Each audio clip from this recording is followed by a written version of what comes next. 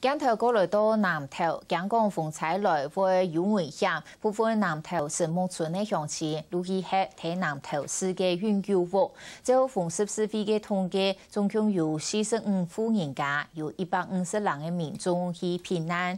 現在永久屋目前正式啟用，故所民眾嘅上傳，逢14飛也會提供。村民講，雖然過唔利偏，比較安全，還係安原來。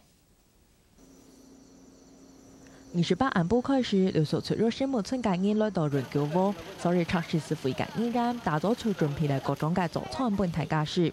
測試是非先嚟嘅生發充建裝性民間講，認為永久屋還蠻正式高屋，所以冇辦法主動性，也建議嘅生發需要全部由生發中心來準備。這個永久屋的基地，其實在驗收的部分還沒有完全完成，那所以這2天我們特別跟建商這邊做一個聯繫，希望它可以開放給我們神木村的住民來做一個緊急的避難之用。那昨天開始就陸陸續續有居民進駐到這一邊來，這樣。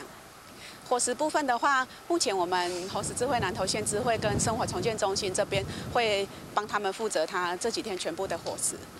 因為大家都係臨時來避難，所以大家都係簡單嘅生活用品。村民講，雖然唔慣，不過總算做得安心大到了，但到天氣再好是愛盡善當。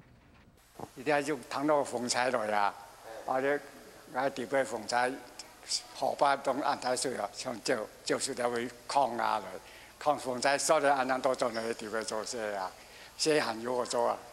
啊，測試啊，古得嚟不關我。冇乜關我就睇住喺度叫唔關我多了。還蠻好世界永久屋到南馬都風災來嘅時節，發揮城市安全嘅功能。神木村民除咗檢查生發充建裝性依然之外，未希望永久屋做得下晝都有翻新點高，本村民入屋做得安心過熱的。客家新聞李豐基南投報道。